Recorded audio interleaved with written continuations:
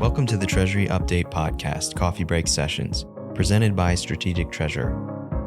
The show where we cover foundational topics and core Treasury issues in about the same amount of time it takes you to drink your cup of coffee.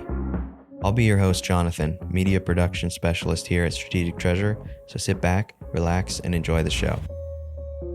So I'm here with Paul Galloway on our second episode about CDs. Today we're going to be talking about callable CDs. Welcome back to the show, Paul. Yeah, thanks for having me again, John. Yeah, it's good to have you here. This is our fourth episode about CDs, actually. Two with you, two with Craig. So if you guys have missed hearing the other podcasts, go back and listen to them. There's some cool information on CDs. So Paul, what is a callable CD and how is it different than a brokered CD, a regular CD?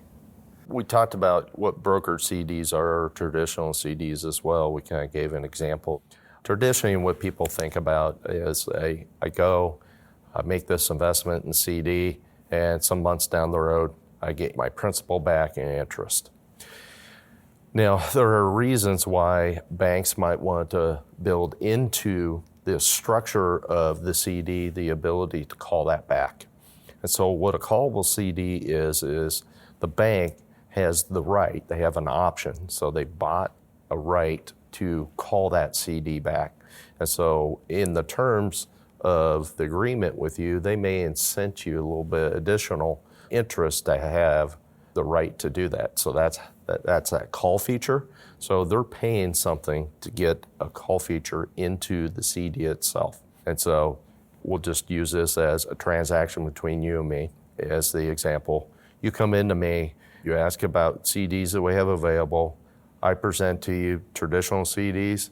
I also present to you a callable CD. And perhaps, let's say $100,000 you invest in me, my CDs for 18 months, you can get an interest rate of, let's say, I'll just say 5%, or a traditional CD. That's probably not where the rates are, but just trying to make it simple. But let's say callable CD, I'm going to pay you 5.25%. I'm going to give you a little extra. Well, you're going, well, geez, same terms. Well, I might as well get a little extra interest. So it's good for you, but it's also good for the bank. The bank might have a rationale as to why they want to have a call option. And it has to do with, their business strategy, what's going on with the business, their reserves, their loan portfolio. It's a bunch of different things or factors that go into that for the bank to make the decision to make the call. The downside for you is that you might not get all the interest you anticipated to get over that 18-month period. And so then what happens is I give you back, I call the CD back. Let's say after 9 months, I call it back. So you got half term. Instead of 18 months, you only got half that term, 9 months. Well, I'll give you back your principal. I'll give you back interest for just that 9-month period. You don't get the full 18 months.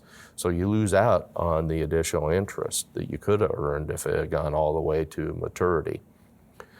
The other thing is that you as an investor, you have what's called reinvestment risk. So now you've got to go back out into the market and reinvest your $100,000 that you have. And so you're sitting there going, okay, now I got to figure out, term. I figure out acceptable rates. Do I want to get a callable CD again? Maybe I like that, then I'm okay with that, and I'm going to get better terms, or I didn't like that, so I'm not going to get one with a callable feature. So kind of maybe more than what you wanted or bargained for in terms of a response, but that's what a callable CD is. Yeah, there's a risk that you have to stay on top of it, more so than if it went through fruition. Now, I can see a bank doing this if they think rates are about to drop.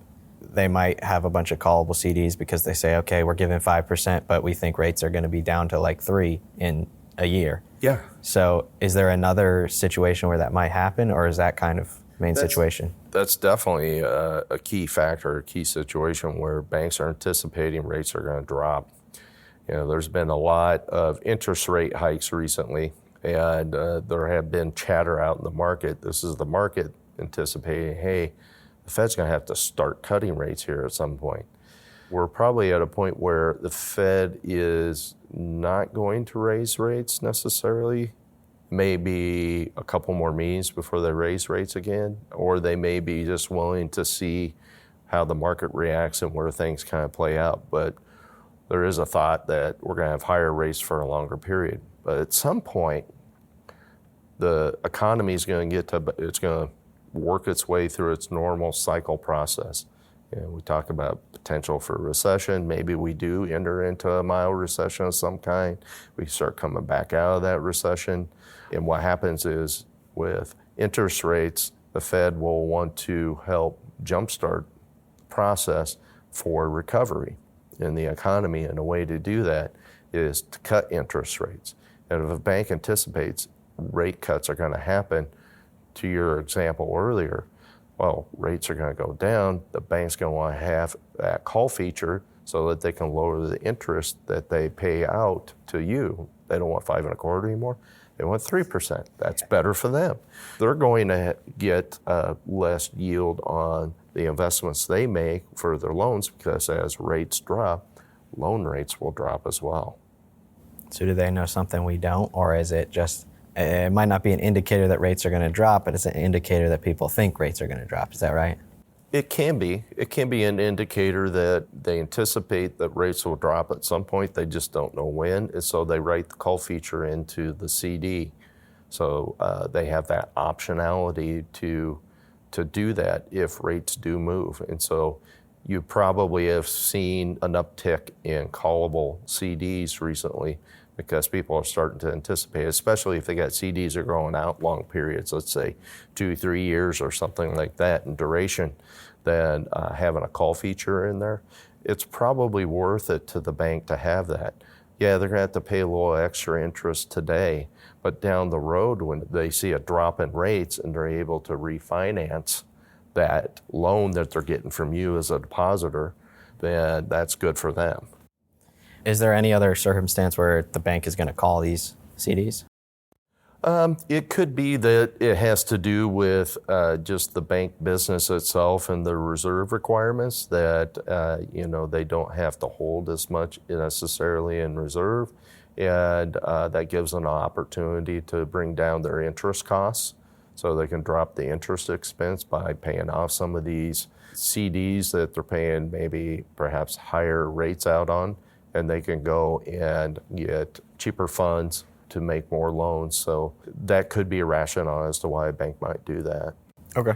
And what's the process like when they call them? That's great. So it'll be written into the agreement with the CD as to what kind of notification they got to provide. Usually it's some kind of written notification. In today's world, it can come electronically to you as an investor. Hey, John, we're calling the CD.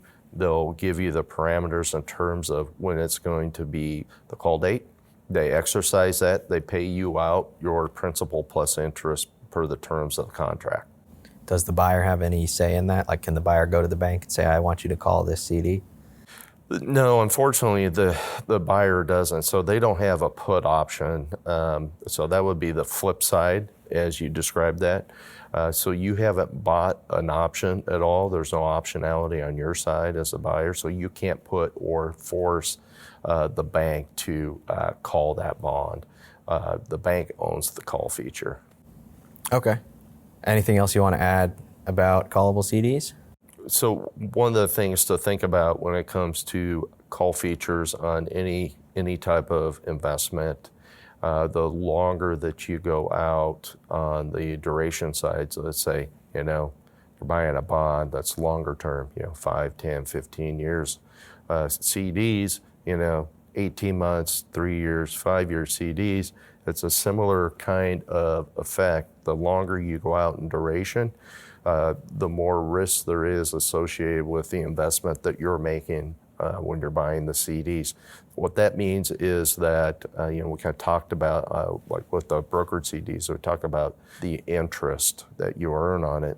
You're not going to get as much interest back. So there is some, what I call variance, that the longer you go out, the wider that gets. So your risk associated with return on that with a callable feature, it gets riskier out there. Cool. Well, thank you for sharing your thoughts today. Yeah, thanks, John. Appreciate you having me back again. So always enjoy the conversation. Yeah, and to our listeners, make sure you tune back every first and third Thursday.